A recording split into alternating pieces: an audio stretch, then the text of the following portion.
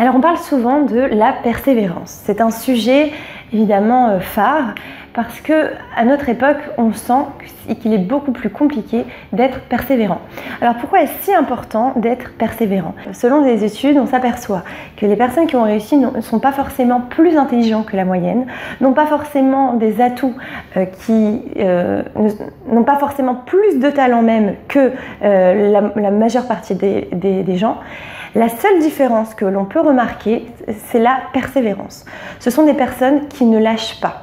De façon générale, ce sont des personnes qui ont un but et s'y tiennent et arrivent sur la longueur à tenir bon. Alors quel est leur secret? Comment tenir bon justement malgré la vie qui peut nous causer quelques embûches, et puis surtout comment arriver à être régulier? On a tous des moments où un quotidien qui va nous rattraper. Il y a toujours de nouveaux défis qui vont survenir au cours de la journée, alors qu'on s'était fixé d'être régulier. Comment faire pour savoir être régulier? Comment faire justement pour travailler sur cette qualité qui est la persévérance et qui peut nous apporter beaucoup pour notre développement personnel. Je voudrais vous raconter une anecdote concernant le psychiatre célèbre, reconnu, Erikson, qui a un petit peu dépoussiéré les anciennes méthodes de l'hypnose et qui est le fondateur de l'hypnose ericksonienne. Eh bien, autour des années 50, on lui a demandé d'entraîner une équipe de tir en Amérique. Et puis, il s'est aperçu qu'évidemment, au fur et à mesure de l'entraînement, les soldats s'épuisaient et se décourageaient. À chaque fois qu'ils tiraient et qu'ils n'arrivaient pas forcément à le tirer dans la bonne direction, avec une certaine rapidité, ou qu'ils n'arrivaient pas à atteindre leur cible, eh bien, ces soldats-là se décourageaient littéralement, et plus ça allait, moins les tirs étaient bons. Alors que, en principe, normalement, plus on s'entraîne et plus on devrait donner de bons résultats. En principe. Mais en réalité, on s'aperçoit que ça dépend aussi de notre mental. Et ça, bien sûr, Erikson l'avait bien compris. Donc, il leur a d'abord expliqué qu'il fallait la façon dont il fallait qu'il tire. Il leur a pas forcément expliqué comment tenir le fusil, il leur a plutôt expliqué comment il fallait penser. Et cela a tout changé. Il leur a simplement dit de faire attention que chaque tir devait être le seul tir que le soldat devait faire. C'est-à-dire qu'il lui a demandé de se forcer à ne plus penser ni au tir d'avant ni au tir d'après. Que chaque tir devait être celui qui était important à ses yeux. C'est-à-dire tout simplement se concentrer sur le moment présent. Et du coup, en ayant cette démarche, eh bien, chaque soldat voyait en fait ses tirs s'améliorer. Pourquoi? Parce qu'il se concentrait plus sur le moment présent que ce qu'il avait fait ou ce qu'il n'avait pas fait. Et ça, évidemment, c'est une leçon à retenir pour chacun d'entre nous. Lorsque l'on se concentre sur une tâche sans voir les effets d'avant, les effets d'après, ce que ça va donner, ce que ça ne va pas donner, la façon dont je l'ai fait, la façon dont je ne l'ai pas fait, si j'ai eu des échecs avant, si j'en ai pas eu, eh bien, et forcément, je vais améliorer mes performances, puisque tout va dépendre de mon état d'esprit. Et puisque j'ai utilisé le terme échec, j'aimerais quand même souligner, c'est une des notions dont Erikson insistait beaucoup sur ces notions-là, l'échec n'existe pas.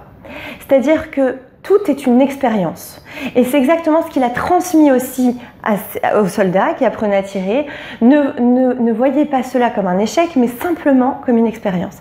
Et simplement leur disant ça, déjà, il a vu leur façon de faire et leur façon d'agir et leur façon donc de tirer, en l'occurrence, s'améliorer de façon phénoménale. Donc première astuce, se concentrer sur le moment présent. Ça fera disparaître automatiquement le découragement, la démotivation, l'épuisement. Tout d'un coup, en fait, on va se concentrer sur l'action et non sur les restes ou les séquelles de ce que j'ai pu vivre juste avant. Je les efface et je me reconcentre. Et si j'ai cette technique, en fait, dans tout ce qui me concerne au quotidien, eh bien, vous verrez que si vous vous êtes imposé ou si vous vous êtes mis comme but une certaine tâche, vous verrez que vous la ferez d'une autre façon que si vous êtes en train de vous dire ah non mais je ne l'ai pas réussi avant donc je ne vois pas pourquoi je le réussirai maintenant. Forcément, c'est inconsciemment ce que notre cerveau fait. Il va nous programmer en fonction de ce qui a été fait avant. Or, plus je reste dans ces programmes-là, et moins j'ai de chances de réussir. Plus je déprogramme ce programme-là, et plus j'ai des chances de réussir. Donc mon but, justement, c'est au niveau conscient déjà, de sortir de ce conditionnement-là, de sortir de cette façon de penser qui va à l'encontre de mon évolution.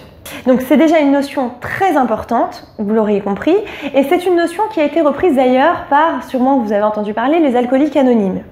Vivre le moment présent, ça s'applique totalement à leur méthode. Leur méthode va reposer sur « ce jour-ci, je n'ai pas bu » et c'est une victoire. Cet instant présent, je n'ai pas bu et c'est une victoire. Et puis ensuite, ils vont compter chaque jour où ils n'ont pas touché à un verre d'alcool. Et cette méthode va aider justement à sortir de toutes sortes de dépendances, bien entendu, puisque cette méthode me donne énormément de force intérieure. Puisque le fait de faire l'inverse, c'est-à-dire qu'on a automatiquement tendance à penser comment j'aurais dû faire, comment j'ai fait, et si j'avais fait, et pourquoi j'ai pas fait, ce sont des façons de penser justement qui vont polluer mon esprit et qui vont inhiber ma force d'action. Donc pour être persévérant, comprendre, la première astuce, c'est vivre dans l'instant présent et se concentrer sur lui.